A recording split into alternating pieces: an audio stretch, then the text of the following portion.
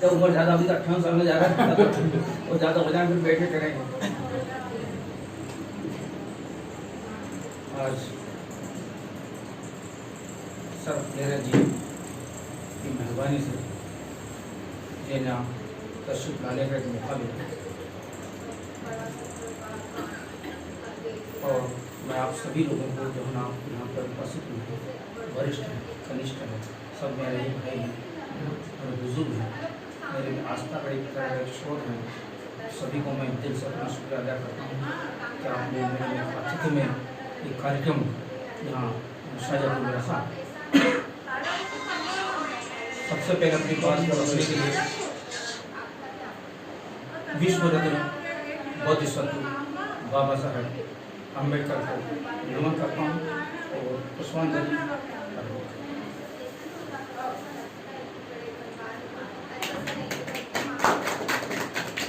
शिक्षा के अग्रदूत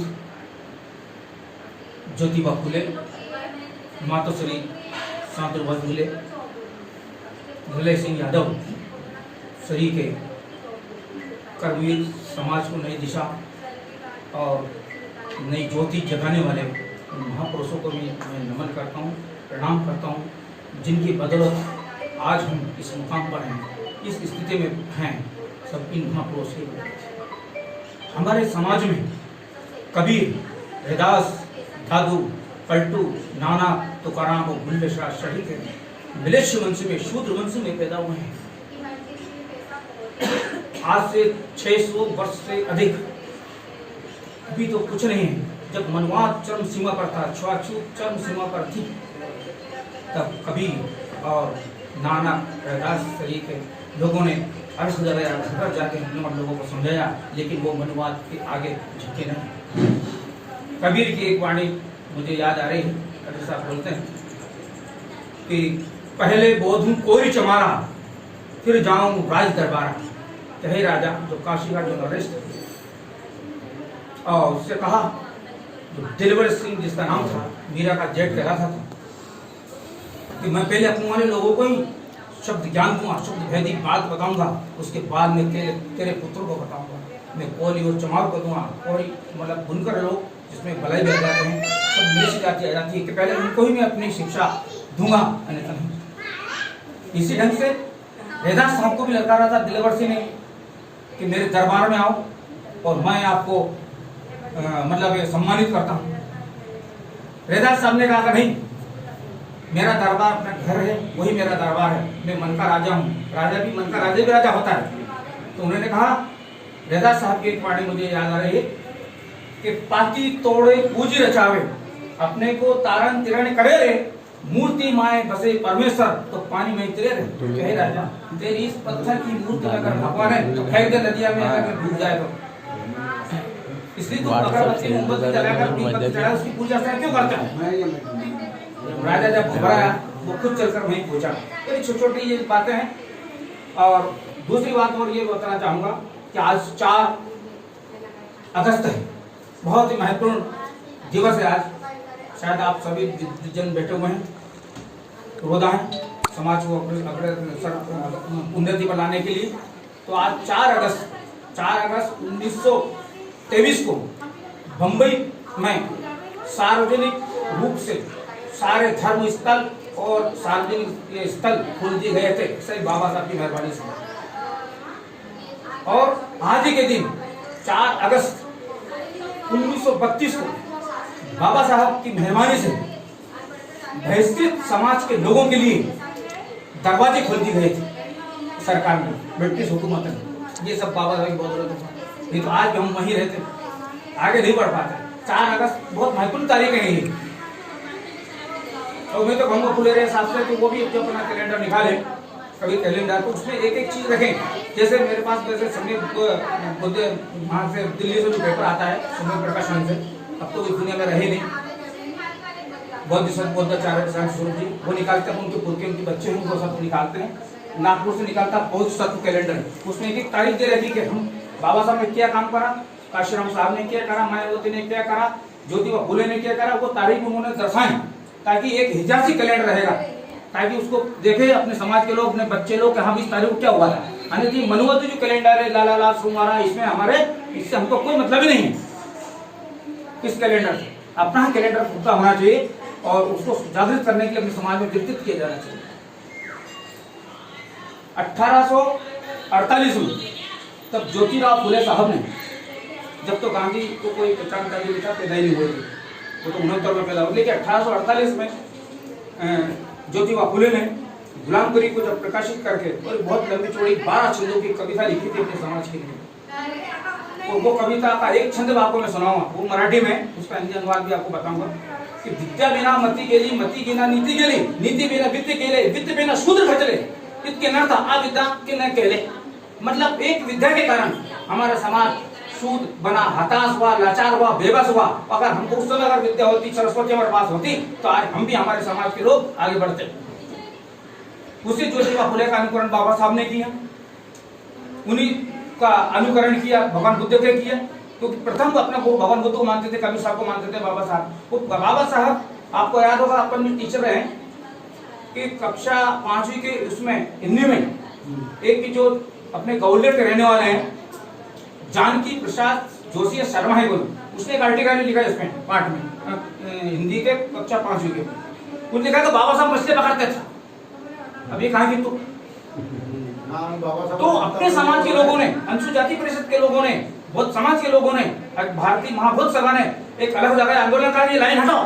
तो फिर उस शिवराज सिंह चौहान को ये वो लाइन हटाना पड़ी। पाठ तो वही है, लेकिन ये चीज हटा दी मछली पकड़ने वाली। उसको ये इतनी पता नहीं है कि बाबा साहब का पूरा पुरखा कबीरपंथी था। बाबा साहब का पूरा पुरखा कबीरपंथी था। इनके जो पिताजी के पिताजी थे वो कबीरपंथी साधु थे। राम जी के जो पिता थे कबीरपंथी साधु थे। तो जन्म से तो मरण तक उनका सारा ही सिस्टम चलता था। तो कैसे उन्होंने मांस मदिरा का सेवन किया ये बताइए। तो लेकिन वो मनवादी प्रवृत्ति का व्यक्ति है ना, उसने बात जोड़ी बाबा साहब को बदनाम करने के लिए, जबकि ऐसा कुछ नहीं था। बाबा साहब बहुत सही से, आप देखता हूँ सीरियल एनटीवी पर, एक महानायक डॉक्टर भीमराव अम्बेडकर, उसमें एक चीज साहब उसको पूरा वर्ल्ड देख रहा है, पूरी दुनिया देख रही। क्यों देख रही है?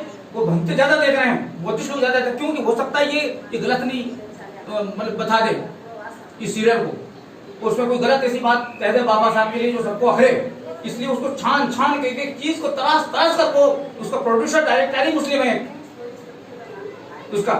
ये डॉक्टर अम्बेडकर महानायक जो आता है सोमवार से शुक्रवार तक, तो इतनी बेहतरीन सब लोग देख रहा था। उसने गलत लिखा, जैसे आपको पता पहले टाइटल आता था उसका, बाबा साहब पट्टी पे लिखा श्री लिखा हुआ था, है ना। तो वो उसको हटाया, कहाँ बताया मैं शुरू से मैं देख रहा हूँ एपिसोड, जब आंदोलन करा सारे लोगों ने बम्बई में इधर उधर, तो उसको हटा देगा, बताया नहीं श्री।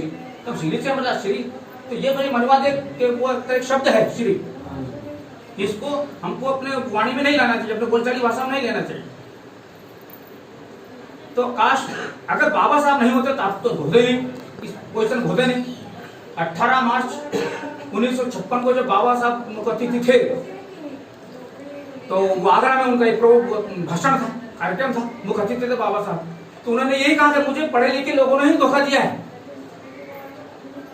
मैंने तो सोचा था कि मेरे समाज के लिए मैं कुछ लेके आऊं, अधिकार लेके आऊं, पावर लाऊं, शक्ति लाऊं, ताकत लाऊं, मेरे समाज को अंदर बांटूं, दूं उनको। लेकिन मेरे समाज के लोग पढ़ लिख कर IAS IPS बन गए हैं और BBA और TU में उलझ गए हैं, लेकिन मेरे समाज में कोई भला नहीं किया और मुझे धोखा दिया। बड़े मुझे गले से बोला था कि मुझे मेरे समाज ने धोखा दिया।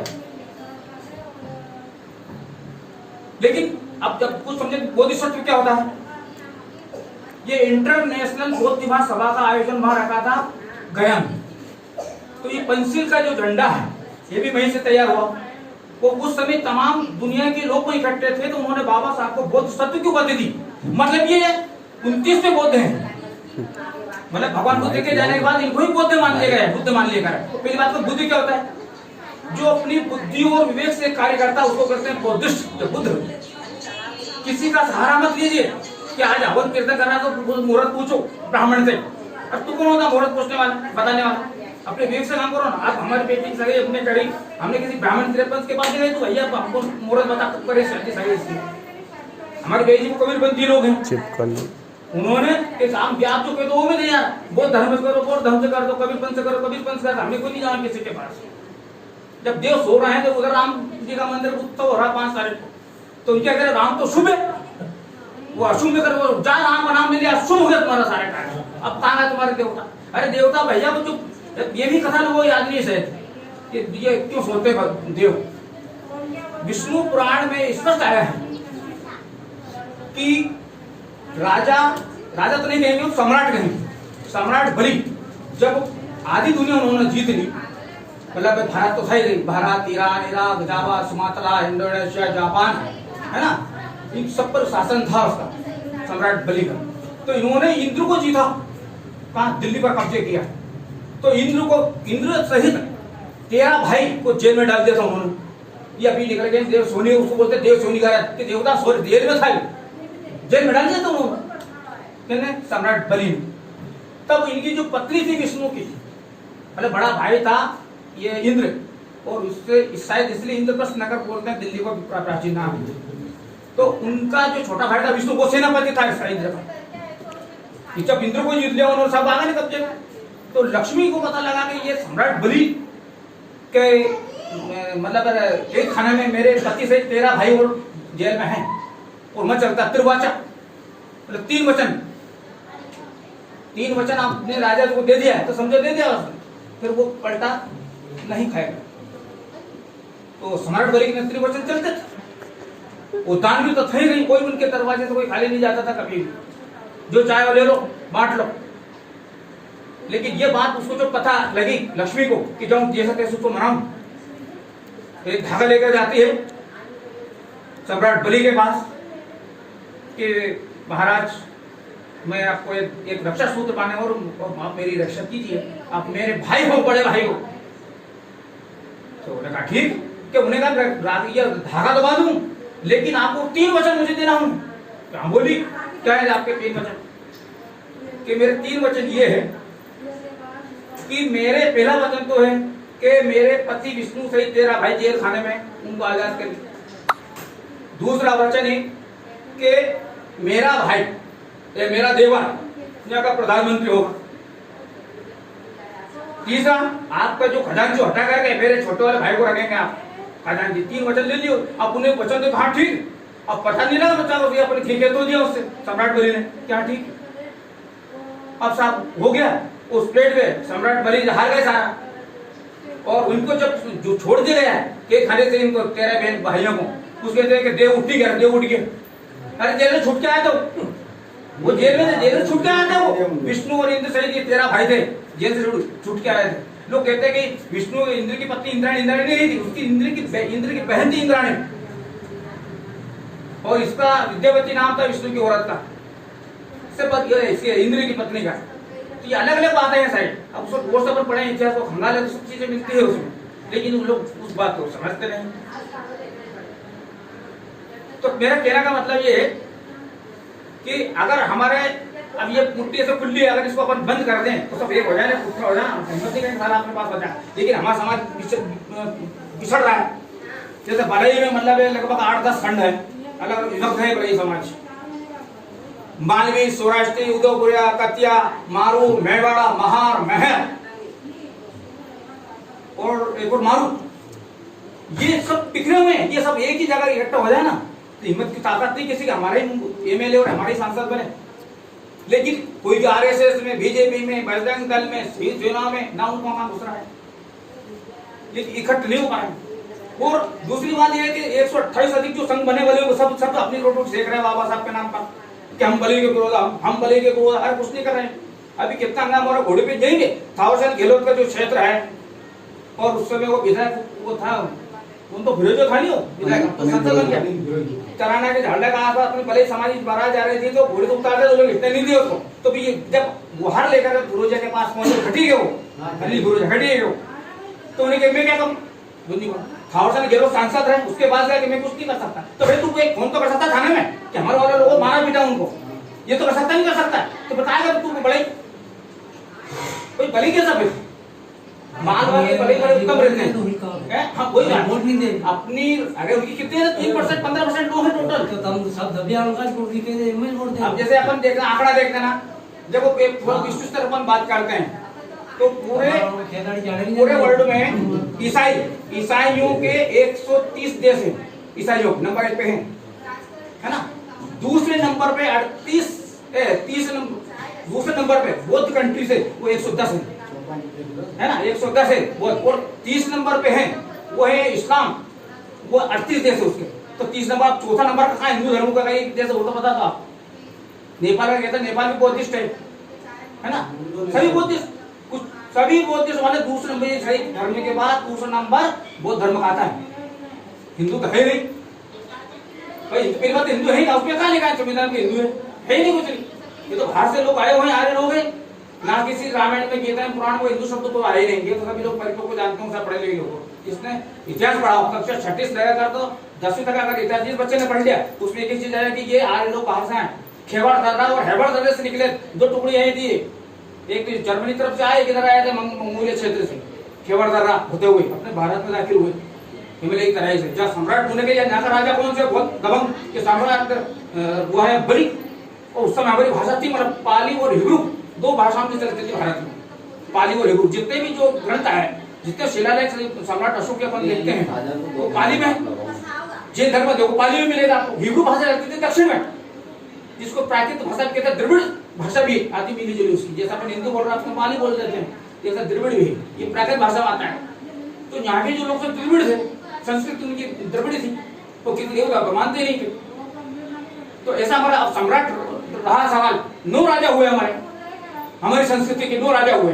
पहला राजा शंकर, दूसरा राजा रावण, तीसरा महिषासुर, निशुंभ, वृत्रासुर, नरकासुर, बाणासुर, सिंह, निशुंभ, ये बंगाल के, ये सब ये अपने मूल निवासी राजा हुआ करते थे। ये कभी मांस और मदिरे का सेवन नहीं करते थे, स्पष्ट लिखा है पुराणों में आज भी।